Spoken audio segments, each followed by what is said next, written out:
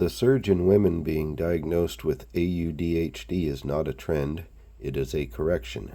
An editorial on diagnostic bias, gender, and the cost of being missed. By Brianne Kerr. Author's note. This essay was written as the final editorial for my English composition course and received a score of 100%, not because it was perfect, but because it clearly articulated something many late-diagnosed women already understand. What is often framed as a trend is actually a long-overdue correction. I chose this topic deliberately to close out my first term of college after a 27-year gap. I did not go to college out of high school because I believed I wasn't smart enough for academic spaces, a belief shaped by the trauma of growing up with undiagnosed disabilities. Writing this editorial at the end of my first term felt fitting, not just academically, but personally. I'm publishing it here because this conversation does not belong only in classrooms or academic journals. It belongs to the women who lived it. I see you. The surge in women being diagnosed with audhd is not a trend, it is a correction. An editorial on diagnostic bias, gender, and the cost of being missed. I was 40 years old when I finally learned I had audhd, autism, and ADHD. The same diagnosis two of my children had already received. The moment felt like both an awakening and a reckoning. There is a certain silence that settles in after a diagnosis, a mix of validation and grief. Suddenly, years of burnout, anxiety, and a lifelong sense of otherness snapped into focus. The negative feedback I absorbed as a child, being called dumb, ditzy, too loud, too much, no longer sounded like truth. What I had interpreted as proof of my own personality flaws, I now see as misdirected criticism of a disabled child who lacked understanding and support. For the first time, my life made sense. But that realization came with another one. I was not alone. As I researched autism and ADHD in adult women, I discovered what many experts call a lost generation of women, whose symptoms were overlooked because diagnostic criteria were built around boys. Decades of gender bias, masking expectations, and social narratives shaped by cultural stereotypes allowed an entire generation of audhd women to slip through the cracks. The surge in adult women finally receiving diagnoses is not a trend, it is a long overdue correction to a diagnostic system that was never designed to recognize us. Recent CDC data support this shift. In 2023, autism was identified in girls at higher rates than ever before, and in some monitoring sites, girls were diagnosed as often as boys, reflecting improved recognition rather than a true change in prevalence. Centers for Disease Control and Prevention. Early autism and ADHD diagnostic criteria were built almost entirely around young white boys, which meant clinicians were trained to recognize only the male presentation of neurodivergence. As a result, girls and women whose symptoms did not match the stereotype were dismissed as misdiagnosed.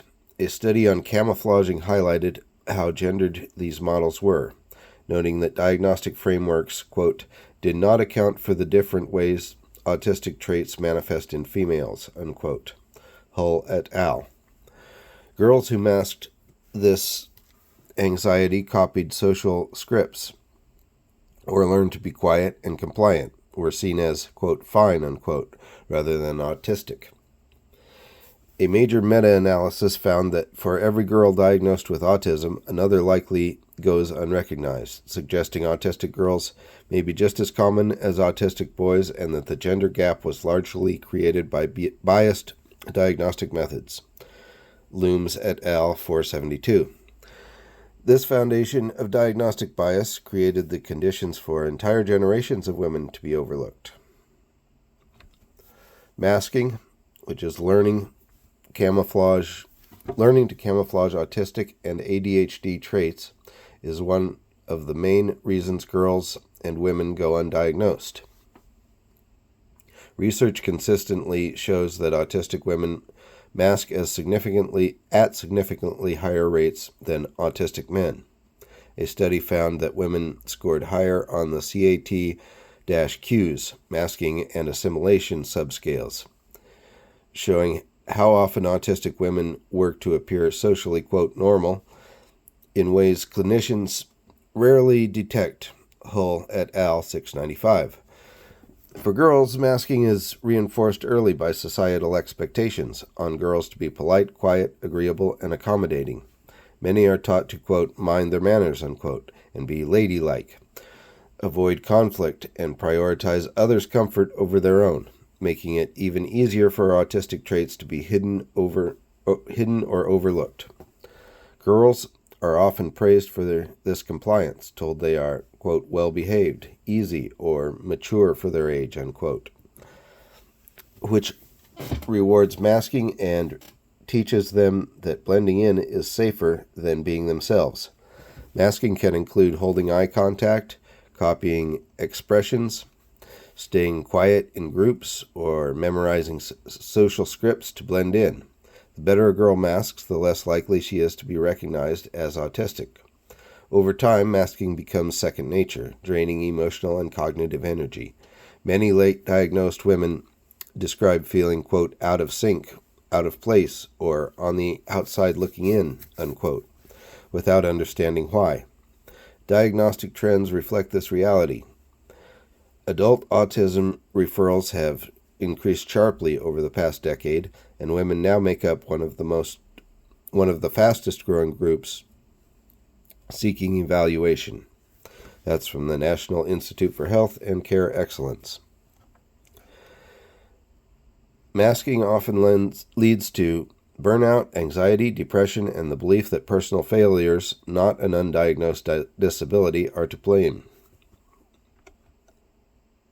Social narratives about autism have also shaped who gets recognized. For years, the dominant image of autism was the outdated, quote, Asperger's kid, young Sheldon, quote, unquote, stereotype. Socially awkward, hyperlogical, usually white and male. The term Asperger's was eventually removed from the DSM because it reinforced harmful hierarchies and because Hans Asperger was implicated in a Nazi-era eugenics program, where he distinguished autistic children he considered, quote, useful from those he viewed as expendable. Labels like Asperger's, high functioning, and low functioning reinforced false ideas of good autism and bad autism, making it harder for higher masking autistic people, especially women, to be taken seriously. Many women who communicated well or performed in school were told they could not be autistic at all, even when their internal experiences aligned with diagnostic criteria. Gould and Ashton Smith, page 35.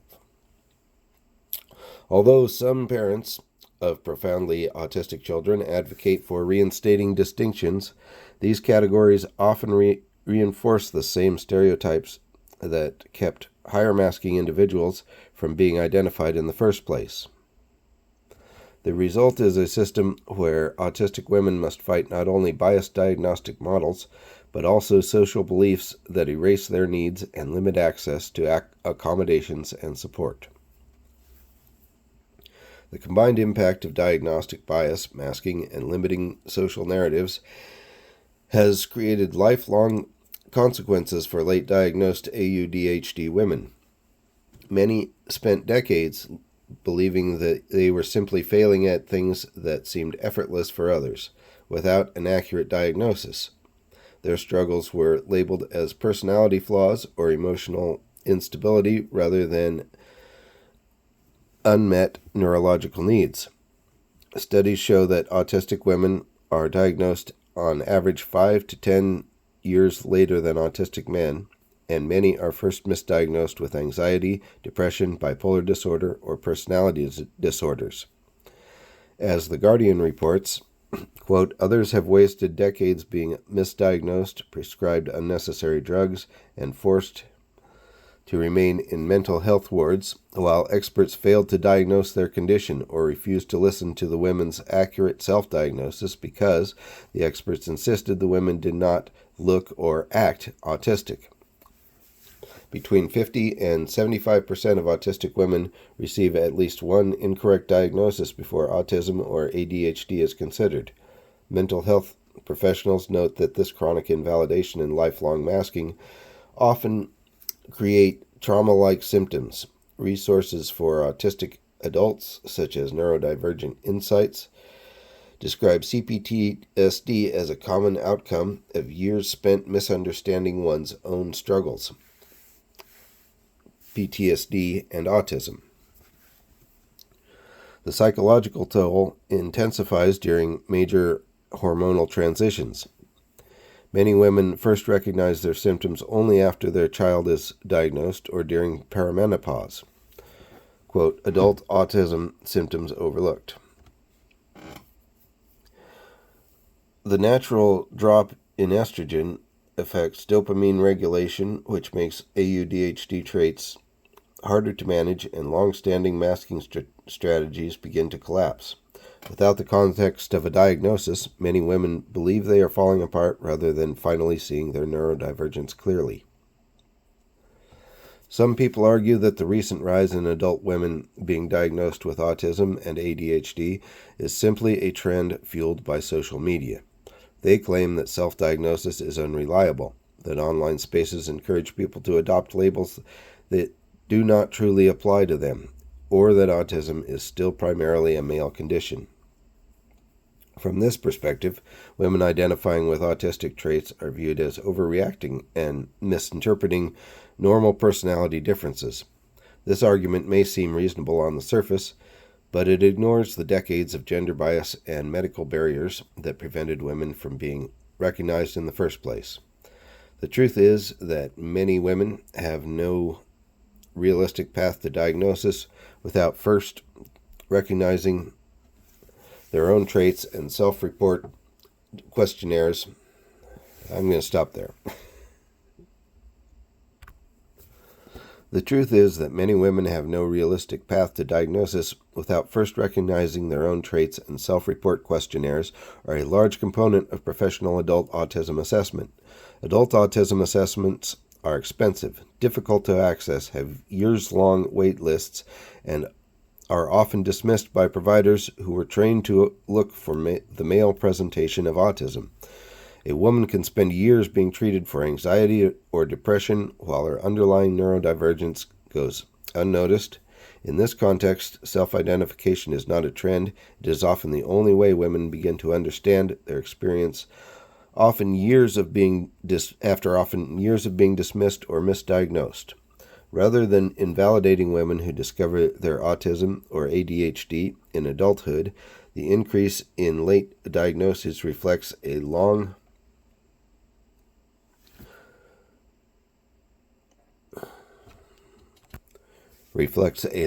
overdue correction to a system that failed to see them.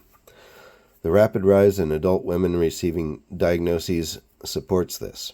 Autism assessments for adults have grown dramatically in both the United States and the United Kingdom, and women represent one of the fastest growing diagnostic groups. These numbers cannot be explained by a trend, but they make perfect sense in the context of decades of underdiagnosis. The growing recognition of AUDHD women is not evidence of a trend, but of a diagnostic system slowly being repaired. These are not isolated stories. They are the lived experiences of a generation who adapted to systems that were never built for them. Accurately diagnosing autism and ADHD in women is not about expanding labels. It is about correcting the harm caused by male-centered frameworks.